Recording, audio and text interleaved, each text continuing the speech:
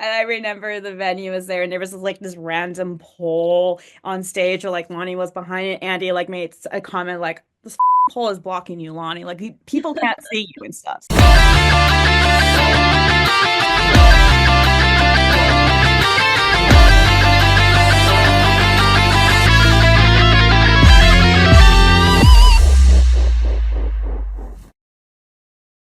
Welcome back, BVB Army. Welcome back to our channel, BVB Army Hearts and Hearts. I am Ruth. And I'm Niccole. Woo! I'm excited for today. Woot woot. This is actually a revamp. Well, it can't be a revamp. We were going to do this for last year in October, but a little bit of stuff came up. So now we're doing it now.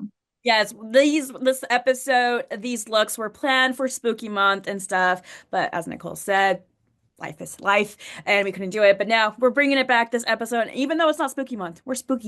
We are spooky all year round. It's just kind of a thing for us.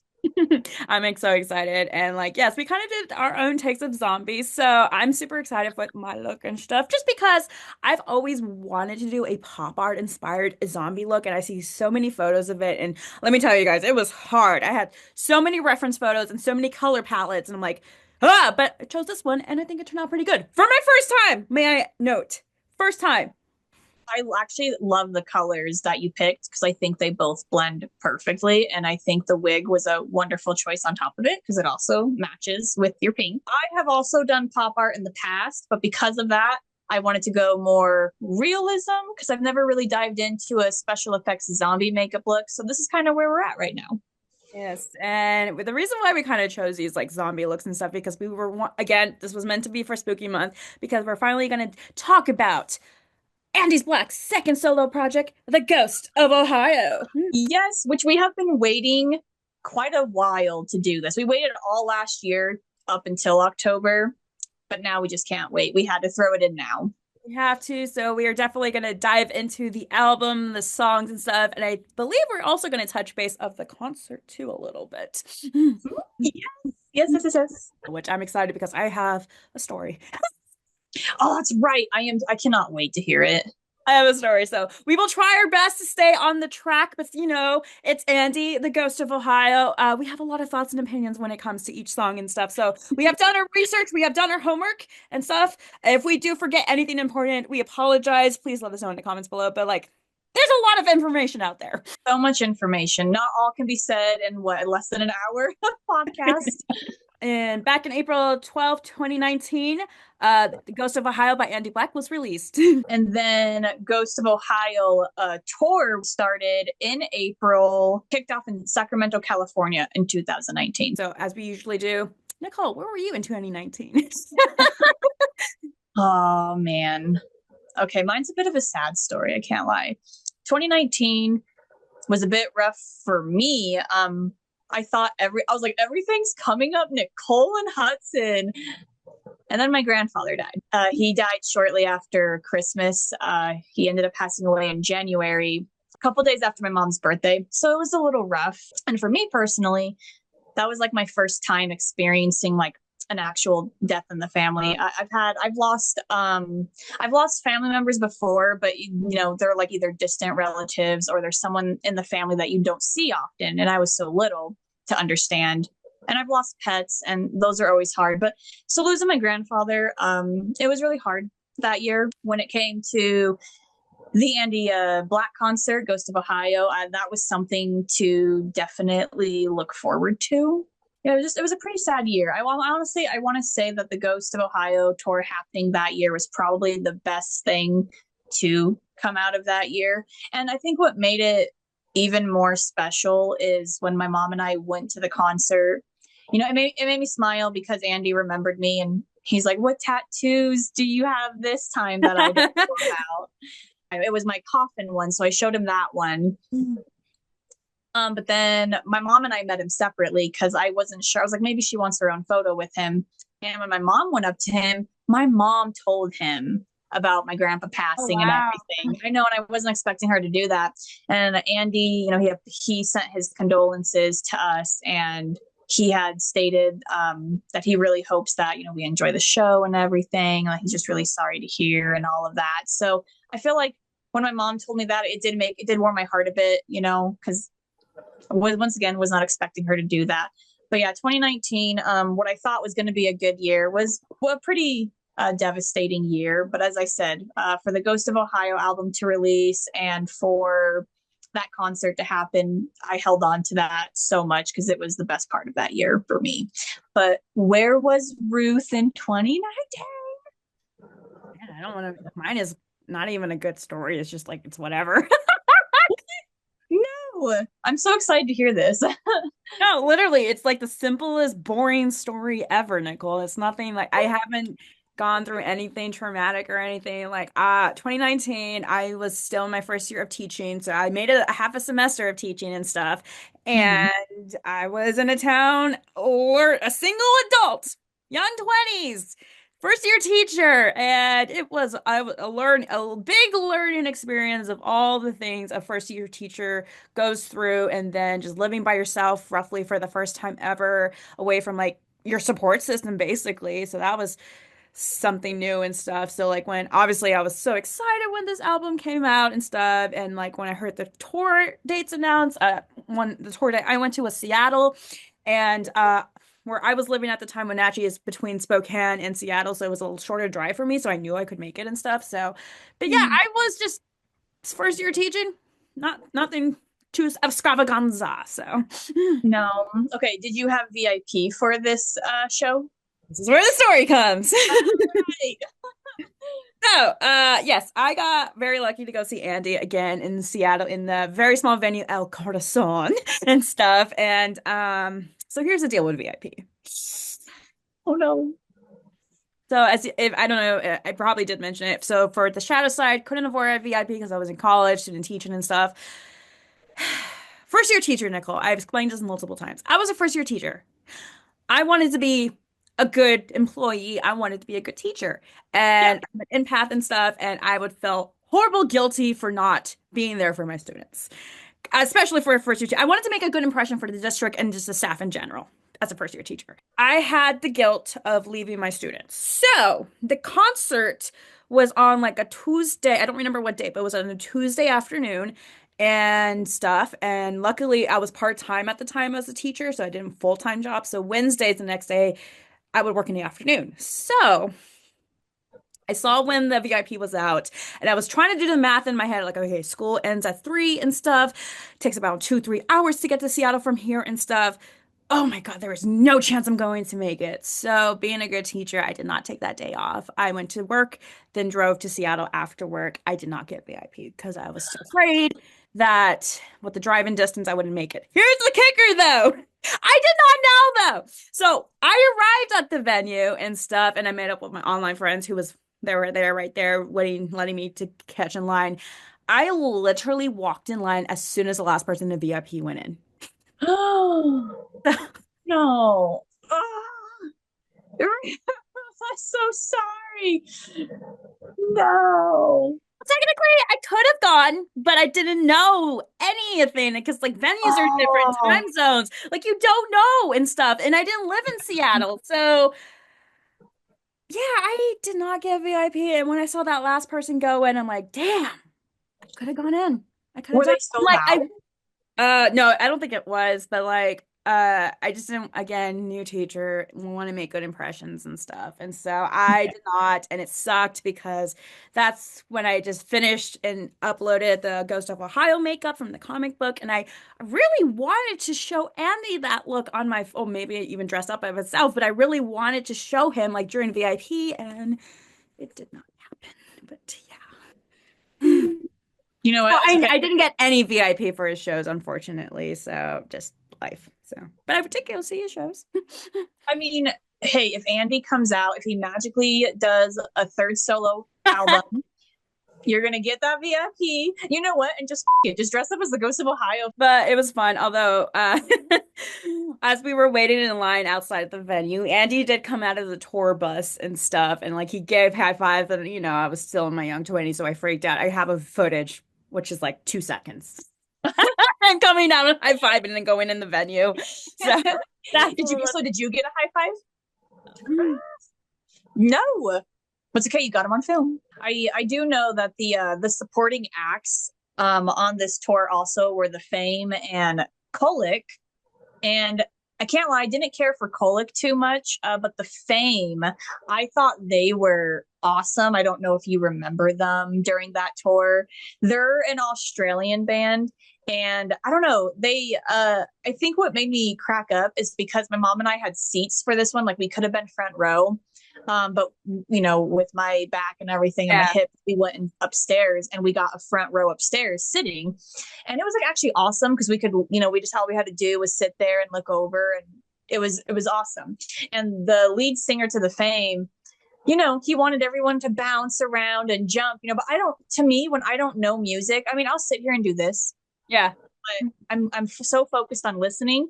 And he kept pointing at me and my mom going like, you, and then he'd be like, jump right now. Like he was being so hilarious that his personality had me cracking up. So I looked up more of their songs when I got home. And yeah, I ended up liking the Fame after that tour. I thought they were a perfect support act for Andy. Honestly, I remember the support acts. I kind of blurred that out of my memory because I didn't have VIP. So I came in the venue, went straight to merch, got myself a shirt and a poster. I think I want to say Seattle was the second stop of the Ghost of Ohio tour. I want to say that. I could be wrong though, but I know it was an early Yeah. term of it. You were literally the second or third stop. Anyways, I was just so happy. I was up front, didn't like up in barricade, it was close. It was a very small venue, like smaller than the Knitting Factory here, like the Ogden there and stuff. But Mhm. it was super fun. I enjoyed it and everything. I remember one person in the crowd airdrop, on iPhones, kept airdropping all these memes to everyone's phones and stuff. Like it was cool at first, and then they got super annoying. So I remember the opening accent. I don't remember which one came into the crowd and sang for a little bit, but then obviously Andy. And fun fact, guys, that's when we saw Lonnie Eagleton for the first time. Not even a clue knowing who he was, but he had his foofy afro hair. He was Dude, rocking it. I have it, and if we want to, we can insert it. But someone challenged Lonnie to a guitar battle at my show. Okay. Do you have a guitar with you? No, if he has a nice, kind heart, maybe you would let me. That's entirely up to Lonnie. Do you want to can you play your acoustic? Do it! I'm going 45 seconds. What's your name? That's how you do it. Kevin Kanker. Kevin right now, Brandon.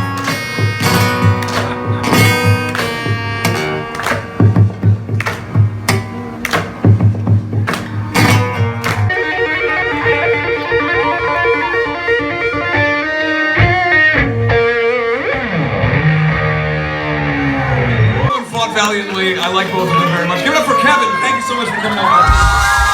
Andy invited him up. Like Lonnie said, okay. And so this guy was playing an acoustic. He was pretty good. Don't get me wrong. He was really good. And then Lonnie, did Lonnie. Lonnie being Lonnie.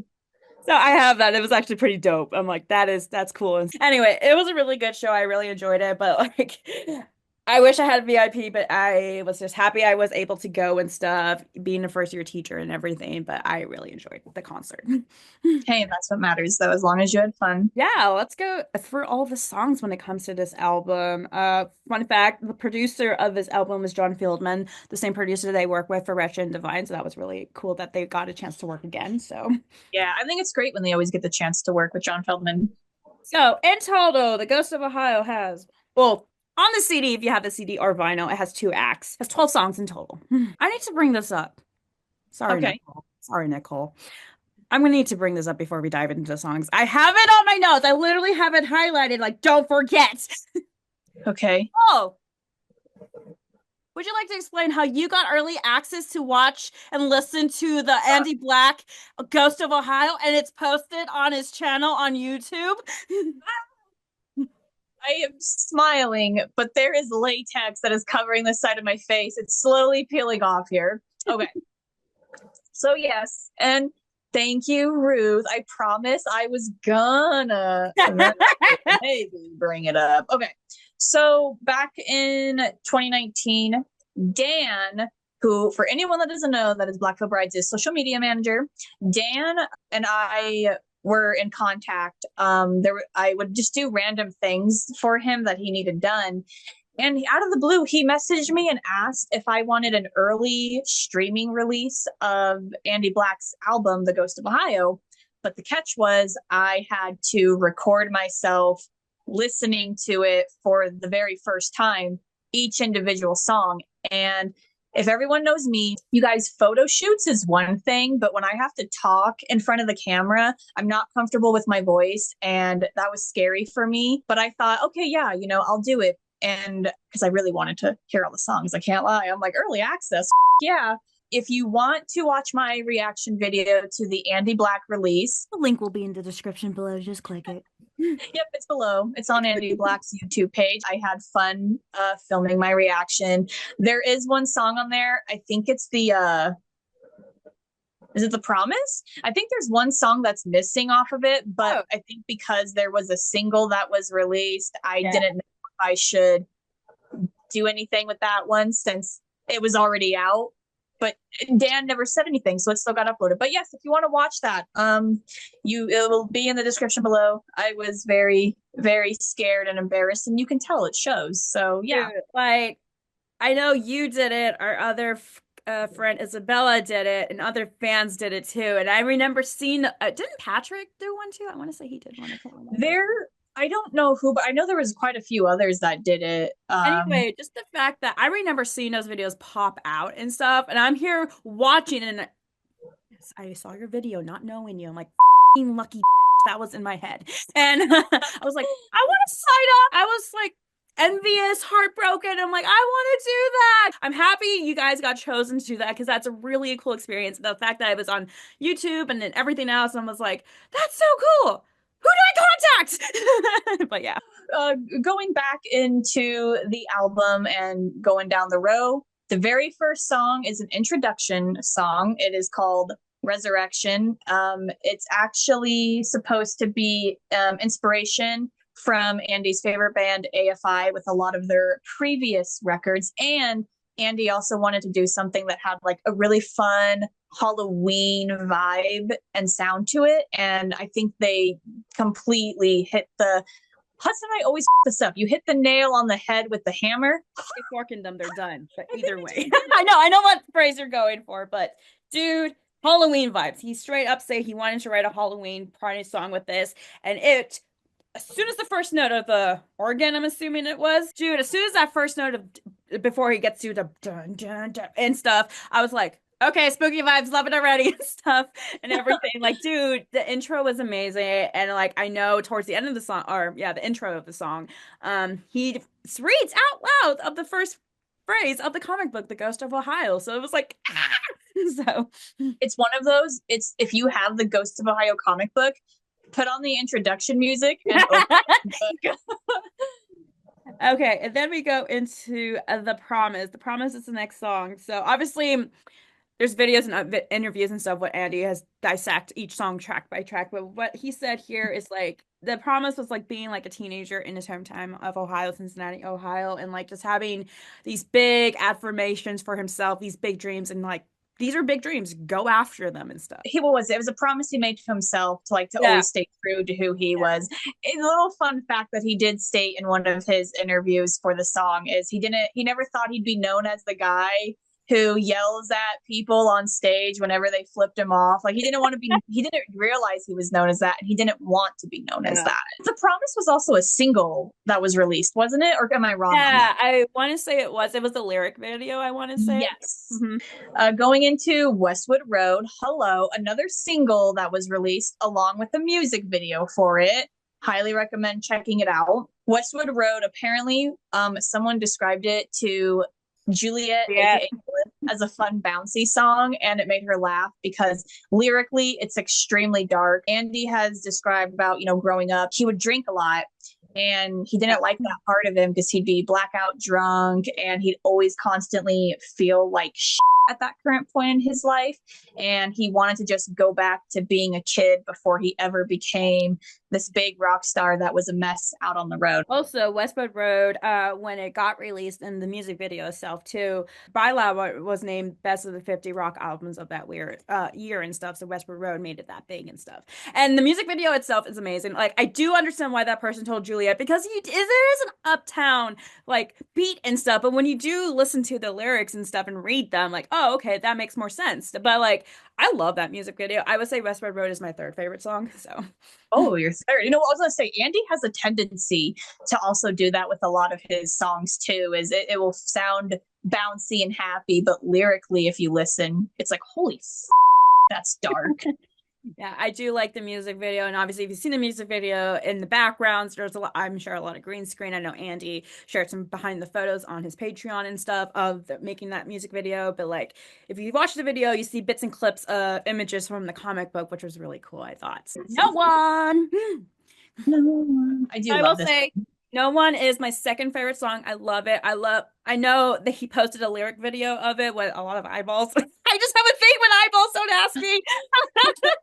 But I just really like the tempo and beat. And I know he said in his interviews it was mostly angry. It's an angry song. It's the most angry song I think he said in his this album that he created. So Yeah, no one just being about, you can't control the things that are said about you, whether it's rumors or true. And if, people perceive you a certain way, those are things that unfortunately you cannot change someone else's opinion about yourself. Oh, and it's like going to like, I've almost like when I listened to the lyrics and stuff, I just thought like, I mean, he has a point. Life is life. We can't control things in life. Reality is reality, unfortunately. Like people do stuff, say stuff and stuff.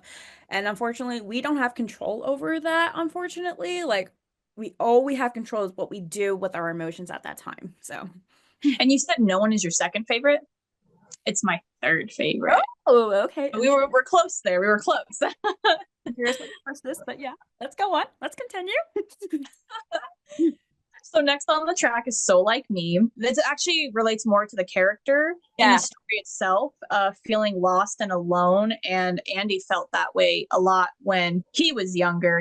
He was seeking to find any kind of empathy and connection with someone who may have felt the same way about things that he did. And I don't know, this song is so sad. It is sad. It is a sad one, honestly, but like you said, it does have the connection to the character itself from the Ghost of Ohio and just like everything else. But I will say with this album compared to his first one, I felt like his first one was more upbeat in songs and lyrics. This one's more like getting to know Andy himself personally from his childhood into what he is now. Yeah, this whole album is really just about growth. Growth and change. The Wind and Spark is the next one afterwards. And this one was really interesting just because, as he stated in interviews, he literally wrote this song when he quit smoking. Like, he quit smoking. And as any fans from the beginning, we've seen Andy smoke and stuff. Obviously, the drinking, he made that for Westwood Road and stuff. But like, this one, he wrote this one when he quit smoking, which I can only imagine because, like, I don't know how many years he was a smoker, but quitting smoking is a big change in lifestyle. And obviously, it's a challenge to get through it, obviously, and stuff. And so he wrote it. Congrats, Andy, for quitting smoking. I bet that was a huge step in your life. And he mentioned, like, this song is like letting go of stupid, dumb yeah. Like smoking. Like smoking, exactly. But like, it doesn't have to be smoking. Like just letting go of stupid, dumb that could be drinking, that can be smoking, or just anything that you consider dumb. I love Wind and the Spark. It's my fourth favorite song out of my top 12. So yeah. All right, let me move on to Ghost of Ohio. I have so much to say for this song. I have so much to say. For anyone that doesn't know, Ghost of Ohio was another single that was released, and it came with a music video. And in that music video, it's filmed in Cincinnati, where you get to see a lot of Andy's old haunts. And relatively, that is what the song is about. It's relevant to the story of the comic book, but it also represents where Andy grew up, and it really focuses on his deep connection with Ohio and his memories. And so again, I have a lot to say because just listening to the song, hearing what he said and stuff, I understand his point of view and everything. But with the music video itself, like obviously it's filmed in Cincinnati, Ohio.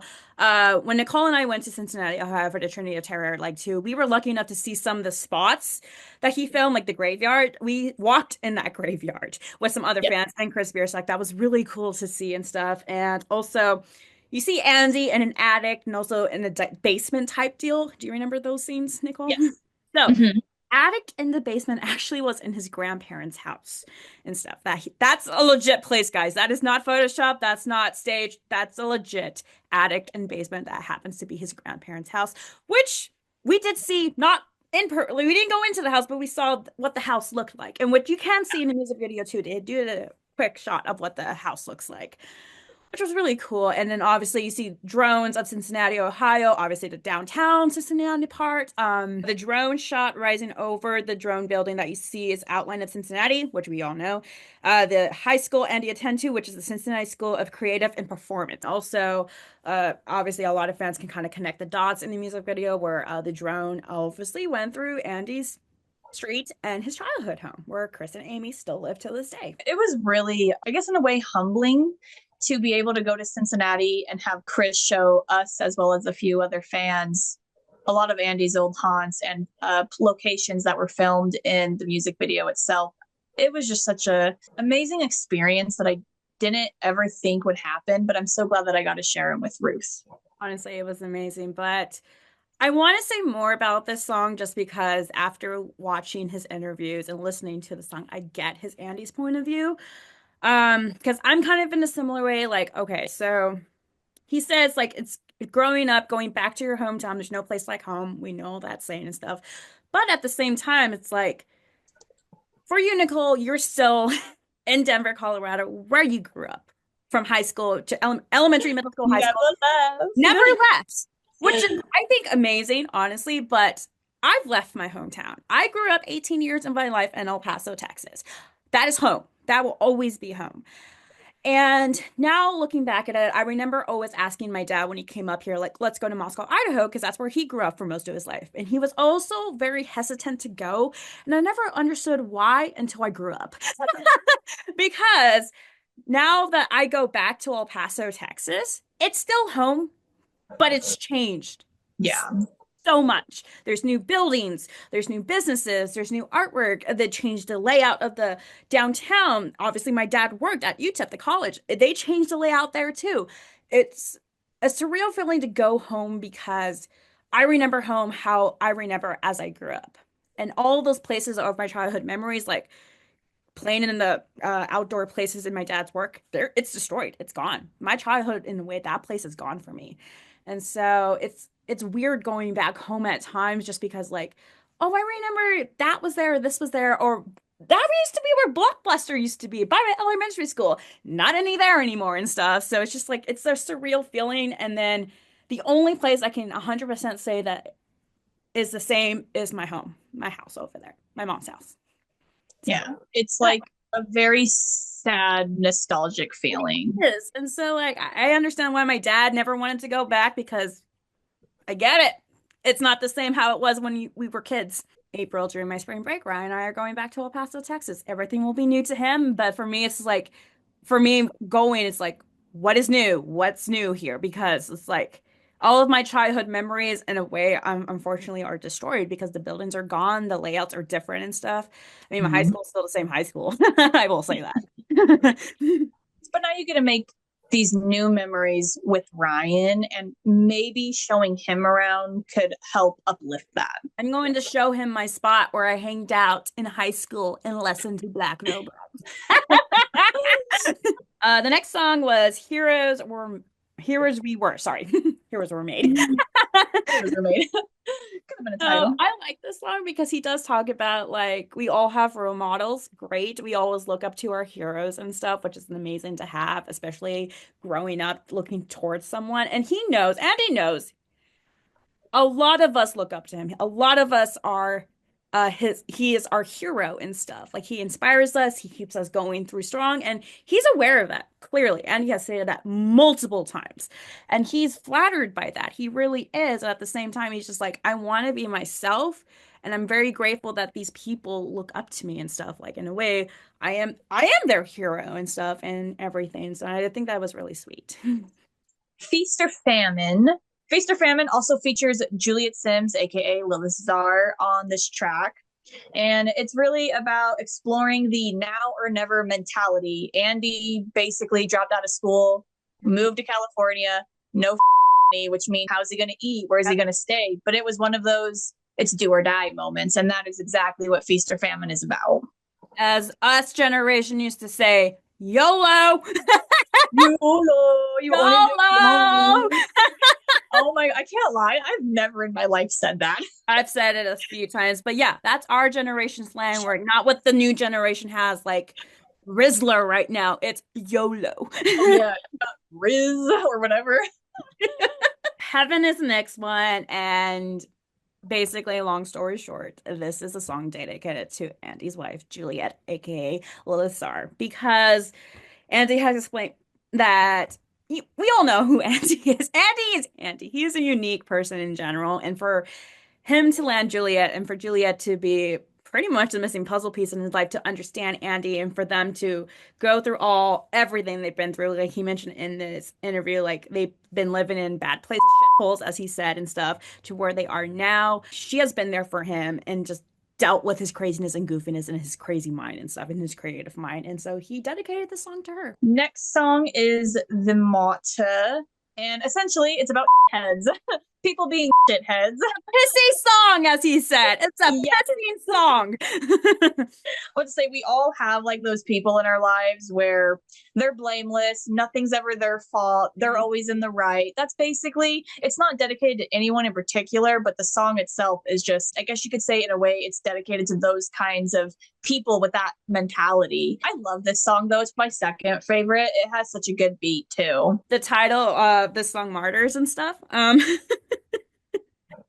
Every time I hear this song and see the title, my mind goes to a certain movie that has the same title, which is a really intense, gruesome movie. The horror movie, The Martyrs, right?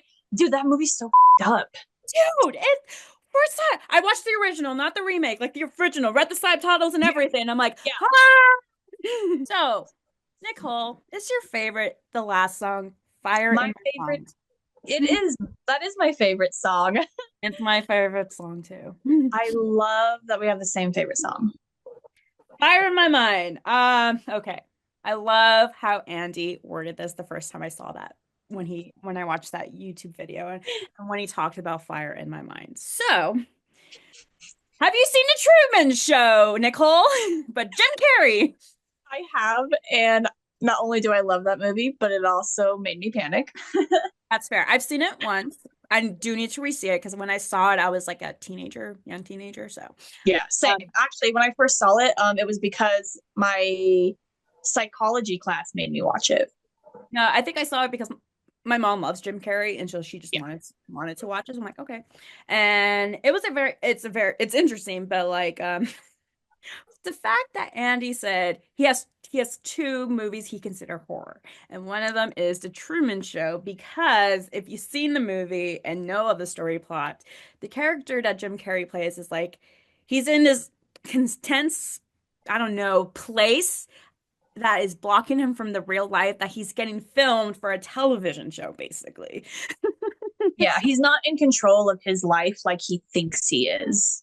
And so Andy is like, it's always being watched for the bad and good shit. Like, I'm the main character. The main character always get the good news, but they also get the bad shit too. So I just like how he worded it, but I do like, one day I will be free, one day you will be with me, the world's on fire on my mind, one day I will be free, one day they will hear me.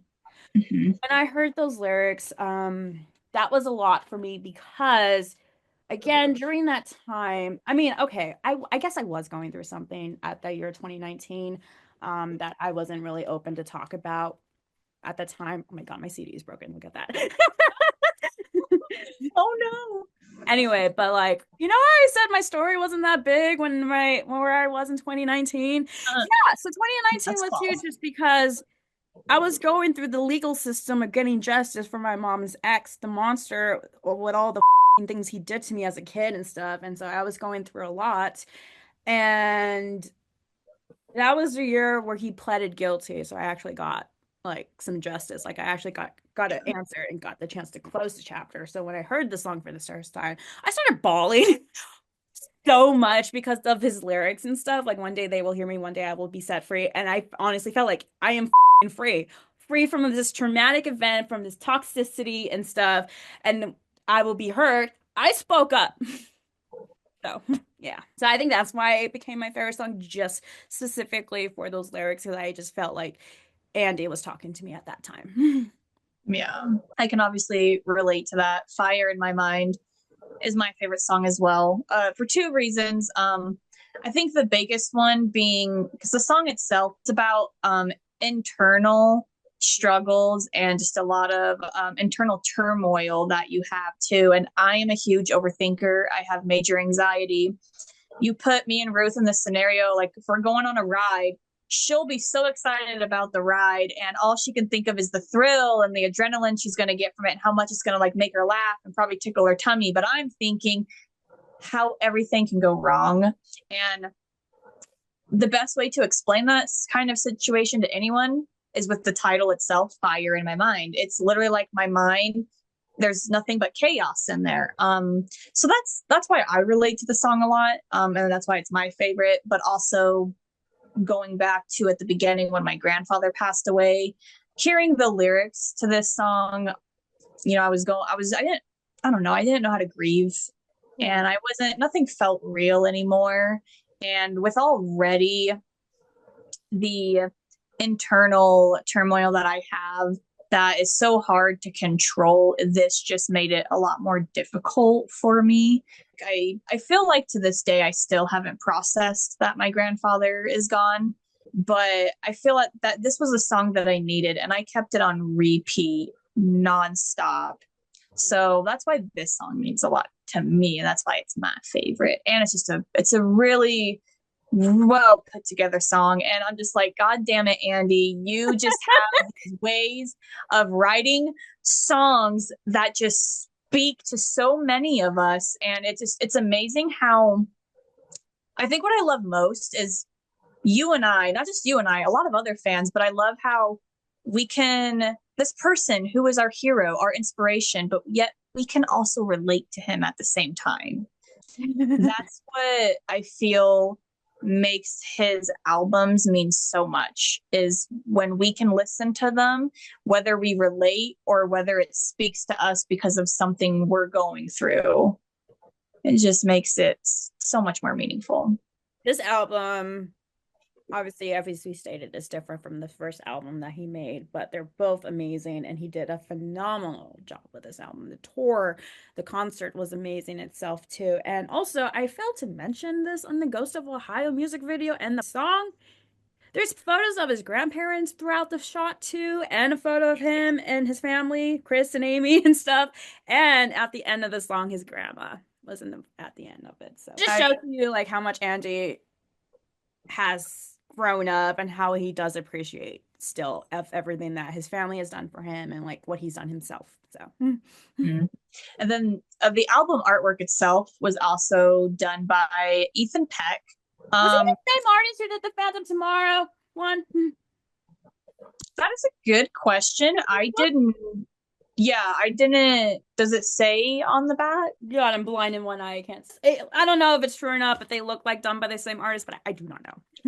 Yeah, well, if it is, that's awesome. But if not, Ethan did an absolute wonderful job. Concept art of the album is supposed to also be like a feature style that does tie into the comic book itself.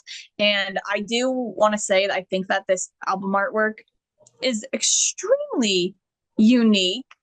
I'm not hating it. I love it. It gives me a lot of like Greek vibes or Roman vibe, you know, like definitely like Renaissance, in like the old days. Renaissance paintings before. Renaissance paintings, yes. Thank you.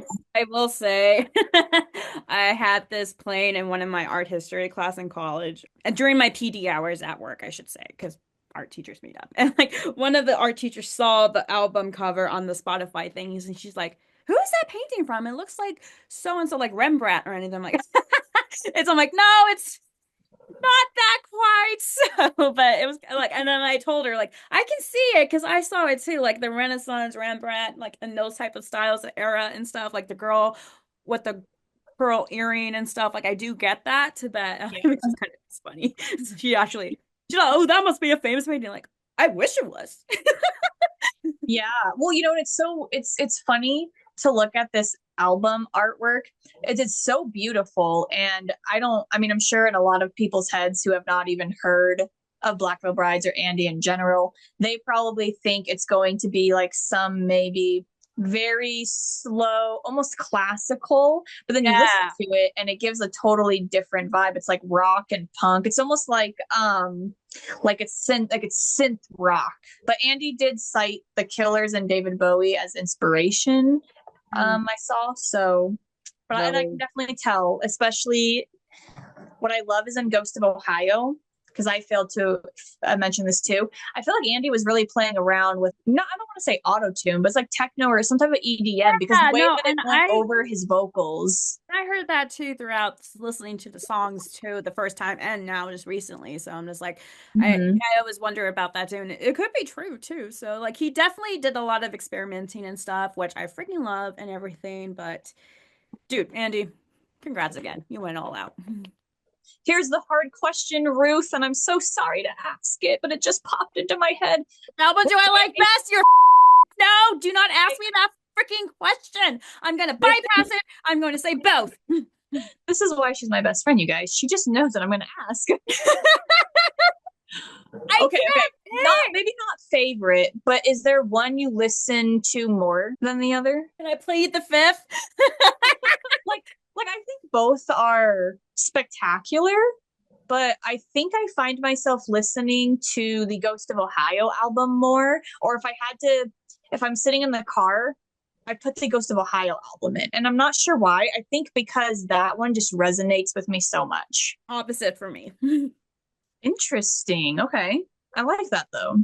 I don't know. Like, don't get me wrong. I love the Ghost of Ohio. I just feel like the Ghost of Ohio, I don't know. It's more an intense journey to listen through the songs and stuff because Yeah. there's more, I don't know. It's more deep, I would say, than the Shadow side. I don't know. I feel like the Shadow side, he was more looking like, I want to make a pop dance music album, which I think he succeeded. And so I enjoy listening to that because it gets me amped up and it's like, I'm ready to take the world. And like what the Ghost of Ohio is like, okay, we're gonna think philosophically and deep here. So Yeah, that's fair. You're 100% correct. I think that's why it does resonate with me with the second album more, is because it is, as we discussed earlier, it's almost as if the album is about growth and change. And I feel like that's something, like, for me personally, that I was not 100% ready for, and it happened anyway. And it's like those changes, like some of the growth I think is spectacular, but then a lot of the changes I'm uncomfortable with, and it's scary. Andy always does it though with every album. He finds a way inside our souls. which makes me excited more because I know if you guys follow on him on the Angie Show on Patreon, he's been dropping hints and photos of them in the studio working on the new album. Black for Brides album, not Andy Black. Black for Brides. Yeah. Black Veil Bride specifically. Cannot wait. Cannot wait. I am so pumped for a new album. I'm so nervous and scared every time. I'm just curious, like, what do they have in store?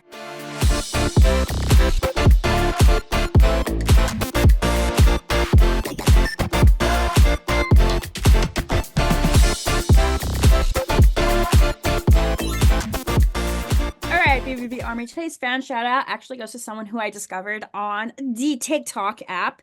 Her username is sweet underscore blasphemy with two Y's. And it Love looks like her name is Deb, I want to say. So the reason I just came across her video because, you know, the algorithm is the algorithm. If you go on her account, she literally's been posting like old footage of Andy when we're talking like Knives and Pens era, high school Andy, and like we said she's doing era vibes and stuff. Like these are old footage, like OG members remember. Like she's been posting some of him just being a weirdo and stuff after a show and stuff, or him and Chance and all those bloopers and stuff. Like trying to find one. Like even like his first concert, like these are like old footage and stuff. And it's just like Yeah. it's nostalgia. It's like, oh my God, he has grown up. Like his old like vlogs and stuff too, like his old Andy vlogs. I miss those. Such a baby. And I just like it's so nice to see that again because like we saw those when we were growing up with him and everything. And like I just think it's amazing that she's like reposting and finding these old footage and which is really cool and stuff. Like there's even one here of him painting a fan at a show or something. Oh, what? Okay, I can't lie. I've never seen that one, but I've seen this one and I remember lucky girl, whoever, but shout out goes to you and stuff. Her TikTok account will be linked in the description below. And it looks like from her reading from her account, this is the young fan. She's only 14. I mean, but I think it's great for a fan to create an account like this and to post all these nostalgic things. Because one, it's obviously great for us older fans who were there at the beginning that need that nostalgic moment. But then Yeah. for newer fans, because then you guys get to have a little piece of Black Veil Brides from the past. I know. I love looking at these like nostalgia moments. I'm like, holy cow. Again, shout out goes to you. Thank you for all you're doing of the nostalgia. Thank you so much. So fan shout out goes to you. All right, BVB Army. That officially wraps up today's episode where we discussed Andy Black's Ghost of Ohio album. Did I say Ohio weird? Ohio. But I said it weird. Oh, well. Anyway, thank you for everyone that tuned in and listened. Once again, you can find us on all streaming platforms. We are anywhere that there's a podcast. If you're watching on YouTube, please hit that subscribe button and go ahead and give us a follow on TikTok, Instagram, and Twitter/X. We are on there. Hello, February is over now. We are going into March. I feel like the beginning of the year is starting to pick up and go by fast. Well, February is a short month. That's true, but January was speedy too. That's fair. We appreciate you guys tuning in. Thank you so much. We will see you next week on a new episode of Hearts to Hearts.